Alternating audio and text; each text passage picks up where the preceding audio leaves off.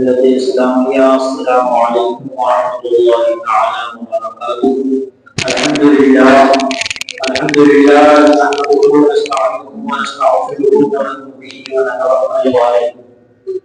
ونعوذ بالله من شرور انفسنا ومن سيئات اعمالنا من يهده الله فلا مضل له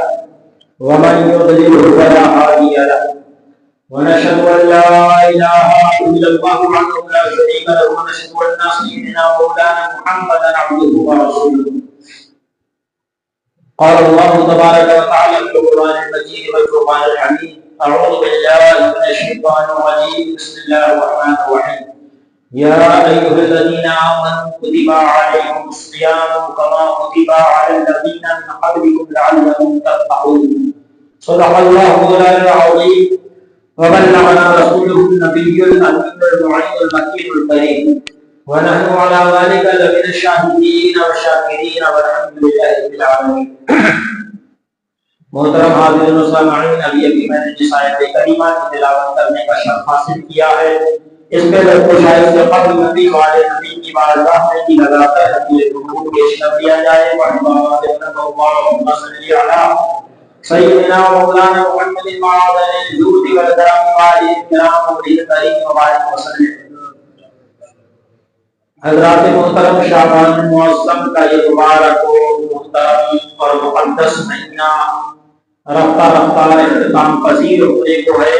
اور اس کے بعد وہ ماہ مبارک آنے والا ہے جو تمام مہینوں کا سردار ہے۔ وہ ماہ مبارک آنے والا ہے جس کا انتظار خود حبیب پروردگار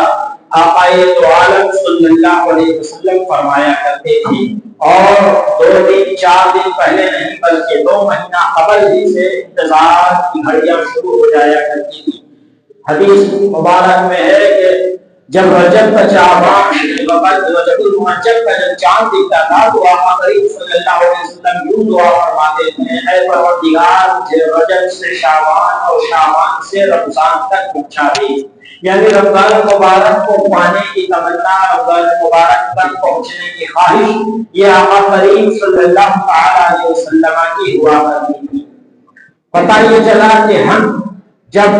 جانثاران رسول اکرم صلی اللہ علیہ وسلم ہیں، غلامان رسول اکرم صلی اللہ علیہ وسلم ہیں، شہدائی رسول اکرم صلی اللہ علیہ وسلم ہیں، تو ہمارے اندر بھی یہ خواہش، یہ جذبہ، یہ شوق ہونا چاہیے، اور یہ ہمارے اندر بھی انتظار پیدا ہونا چاہیے کہ اللہ تبارک و تعالی ہمیں بھی رمضان المبارک کا مبارک مہینہ عنایت فرمائے۔ میرے عزیزوں، بلا شبہ یہ مبارک مہینہ رمضان شریف جس کی آمد ہونے والی ہے، یقیناً اگر چاند 29 کا ہوا تو بھی اگلا جمعہ انشاءاللہ ہم رمضان میں داخل ہو چکے ہوں گے، اور 30 کا ہوا تو بھی انشاءاللہ ہم رمضان المبارک میں داخل ہو چکے ہوں گے اگلے جمعہ المبارک میں۔ لہذا ہمیں چاہیے کہ ہم رمضان المبارک کے آنے سے پہلے رمضان المبارک کی تیاریاں کر لیں۔ ہم عید کی تیاری تو بڑی زور و شور سے کرتے ہیں، لیکن رمضان کی تیاریوں کا خیال ہمیں نہیں ہوا کرتا ہے۔ رمضان کی تیاریوں کا معاملہ ہمارے اندر ایسا ہونا چاہیے، رمضان کا انتظار کا شوق جذبہ ہمارے اندر ایسا ہونا چاہیے کہ مثلا ہمارے والد یا ہمارے کوئی ایسے عزیز جو ہمیں دل سے بھی زیادہ عزیز ہیں، ہماری جان سے بھی زیادہ عزیز ہیں، تو ہم ان کا انتظار ہو، اگر بدیش سے آنے والے ہیں، وہ گلف کنٹری میں ہیں، یورپ میں ہیں، کہیں بھی ہیں، اگر وہ آنے والے ہیں، ہمیں پتہ چل جاتا ہے کہ فلاں مہینے کی فلاں تاریخ کو انہیں چھٹی مل رہی ہے، وہ آنے والے ہیں، تو اس طریقے سے ہم مہینے گننا شروع کر دیتے ہیں، پھر دن گننا شروع کر دیتے ہیں، پھر ایک وقت ایسا بھی آتا ہے کہ گھنٹے گننا شروع کر دیتے ہیں، اور اس بات کے بڑے بے صبری سے منتظر رہا کرتے ہیں کہ کاش وہ وقت جلد سے جلد آ جائے کہ ہم اپنے محبوب سے، ہم اپنے والد سے، ہم اپنے ہر دل عزیز سے مل سکیں۔ میرے عزیزوں، اسی طریقے پر آنے والا بہت سارے لوگ آپ کے دروازے پر آتے ہیں، کچھ ایسے بھی آتے ہیں جن کو آپ نے ٹائم دے دیا ہے، لیکن ان کے آنے سے پہلے آپ ڈھیر ساری تیاریوں میں لگ جاتے ہیں، یعنی اچھے اچھے کھانے کے پکوان میں لگ جاتے ہیں، گھر کی صفائی میں لگ جاتے ہیں، بیڈ کی چادر اور شیٹ چینج کرنے میں لگ جاتے ہیں۔ کچھ مہمان ایسے بھی آتے ہیں اور کچھ مہمان ایسے بھی آنے والے ہوتے ہیں کہ وہ آنے والے آ چکے ہیں، دروازے پر انہوں نے آپ کے دل بجا دیا ہے، دستک دے دیا ہے، لیکن ابھی آپ سو ہی رہے ہیں۔ کیا بھائی، ارے مجھے تو یاد ہی نہیں تھا کہ آپ آنے والے ہیں۔ میرے عزیزوں، تو آپ بتائیے اپنے دل پر ہاتھ رکھ کے کہ آپ رمضان کا استقبال کیسے کریں گے؟ ایسے کریں گے کہ جس کے لیے آپ اچھے اچھے کھانے پکاتے ہیں، جس کے لیے آپ گھر کو سجاتے سنوارتے صاف ستھرا کرتے ہیں، جس کے لیے بیڈ شیٹ اور سوفے کا کور چینج کرتے ہیں، یا آپ ویسے انتظار کر رہے ہیں کہ بس آنے والا آ جائے گا، ہم گیس کھولیں گے، اس کے لیے دروازہ کھول دیں گے؟ میرے عزیزوں، لیکن ابھی جو دیکھنے میں آ رہا ہے وہ یہی آ رہا ہے کہ ہم رمضان کے لیے کوئی اسپیشلٹی نہیں برت رہے ہیں، رمضان کی تیاریوں کا کوئی خصوصی خیال نہیں رکھ رہے ہیں، بس اسی انداز میں اس کا استقبال کر رہے ہیں جس انداز میں ہمارے لیے مہمان، ایسا مہمان جو عام مہمان ہے، جو دروازے پر آ جاتا ہے، ہم بیٹھ سے اٹھ کر اس کے لیے دروازہ کھول دیتے ہیں۔ میرے عزیزوں، ہمیں چاہیے کہ ہم ابھی سے ہی رمضان المبارک کے لیے اپنا شیڈول تیار کرنا شروع کر دیں، اپنا ٹائم ٹیبل، اپنے روٹین کو درست کرنا شروع کر دیں کہ ہمیں اتنے بجے سے اتنے بجے تک صرف کام کرنا ہے، جو کام بھی ضروری ہے۔ حلال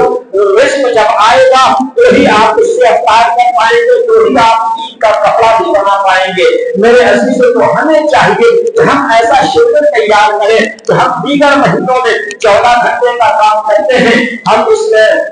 8 گھنٹے کام کر لیں، دیگر مہینوں میں 12 گھنٹے کا کام کرتے ہیں، ہم اس میں 6 گھنٹے کام کر لیں، اور اس کے بعد زیادہ سے زیادہ تلاوتوں میں وقت گزارے، زیادہ سے زیادہ نمازوں میں وقت گزارے۔ میرے عزیزوں، یہ مبارک مہینہ ایسا مہینہ ہے جو آپ کی زندگی میں آ تو جاتا ہے، لیکن آپ کو یہ پورا مہینہ ملے گا کہ نہیں، اس کی بھی گارنٹی نہیں ہے، اگلے سال پھر یہ آپ کو ملے گا کہ نہیں، اس کی بھی گارنٹی نہیں ہے۔ لہذا ہمیں چاہیے کہ اس ماہ مبارک کے لیے ہم خصوصی اہتمام کریں۔